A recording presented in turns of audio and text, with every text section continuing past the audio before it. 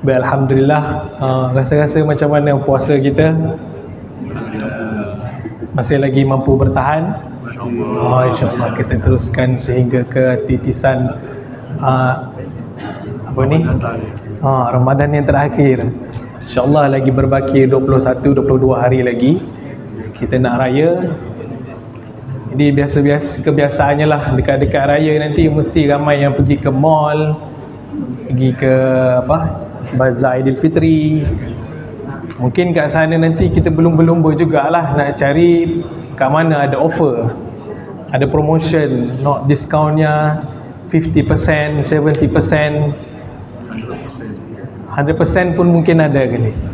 Baik, jadi kalau kita tengok pada offer, kita tengok pada diskaun, kita mesti rasa happy nak.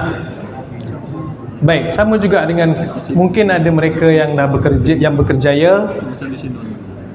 Kalau biasa hujung tahun, awal-awal tahun macam tu, silam lagi mau dapat bonus. Bulan 3 kot mungkin masuk bonus kan. Itu bonus yang kerajaan bagi, itu bonus yang bos-bos kita bagi. Sama juga dengan kita dalam bulan Ramadan, bulan puasa ni Allah Ta'ala bagi offer juga kat kita, bagi bonus juga kat kita. Special umat Nabi Muhammad ni Allah Ta'ala bagi bonus. Dalam bulan Ramadan ni kita buat amal ibadat, semuanya lebih Allah Ta'ala bagi.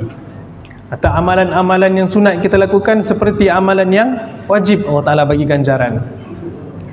Jadi kalaulah katakan bonus offer yang kita dapat dekat kedai tu, bonus yang kita dapat daripada majikan kita bagi, yang tu berlumba-lumba kita nak dapat, confirm kita nak dapat nak.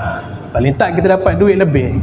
Jadi dengan duit tu macam-macam kita boleh guna. Kita boleh beli barang-barang, boleh beli itu, boleh beli ni, kita nak dapatkan kelebihan. Jadi benda tu boleh bertahan sampai berapa lama kita rasa? Paling-paling pun setahun dua. Mungkin ada pakaian lah, mungkin ada benda-benda yang kita pakai. Dan paling lama sekali pun sampai kita meninggal. Habis kita meninggal, lepas tu kita tak pakai dah. Betul tak? Dan begitu juga dengan apa yang Allah Ta'ala bagi dalam bulan puasa ni, bulan Ramadan ni. Apa yang Allah Ta'ala bagi dalam bulan Ramadan ni, kita nak bawa pergi ke akhirat sana. Itu merupakan mata wang kita nak bawa ke akhirat sana. Allah Ta'ala bagi ganjaran pahala kat kita, kita nak guna kat sana nanti. Dan itu ketahanannya, expired dia sampai bila-bila, abadan abada, kekal. Kalau kita beramal kat sini, sebanyak yang kita bawa dekat sini, boleh bawa sampai ke akhirat sana. Itu yang kekal sampai bila-bila. Jadi tak terdetik ke di hati kita untuk kita nak berlumba-lumba juga nak buat amal ibadat dalam bulan Ramadan ni? Allah Ta'ala bagi special, Allah Ta'ala bagi offer kat kita. Umat Nabi Muhammad saja yang dapat lebih macam ni. Umat-umat terdahulu tak macam kita. Sebab kita dapat kelebihan lagi, kita dapat dalam bulan Ramadan ni. Allah Ta'ala sediakan dalam bulan Ramadan ni ada malam Lailatul Qadar. Itu pun kita nak kejar malam Lailatul Qadar, malam yang lebih baik daripada 1000 bulan. Apa amalan yang kita buat pada malam tu bersamaan dengan kita buat beramal dengan 1000 bulan. Jadi pahala ganjaran ketika itulah yang kita nak kejar. Pahala ganjaran yang kita nak bawa ke akhirat sana. Idza mata ibni Adam inqata'a amalu illa min thalath. Bila matinya seseorang anak Adam ni, terputus baginya segala amalan kecuali 3 perkara tadi. Kecuali 3 perkara. Yang pertama, al-ilmu yantafi'u bih. Ilmu yang bermanfaat bagi kita, bagi orang lain. Apa yang kita ajarkan pada orang lain, selagi orang tu beramal dengan ilmu yang kita berikan, yang kita ajarkan tadi, insya-Allah pahala amalannya akan masuk lagi. Masuk walaupun kita dah meninggal, walaupun kita dah mati nanti. Yang keduanya apa? Yang kedua, sedekahun jariyah.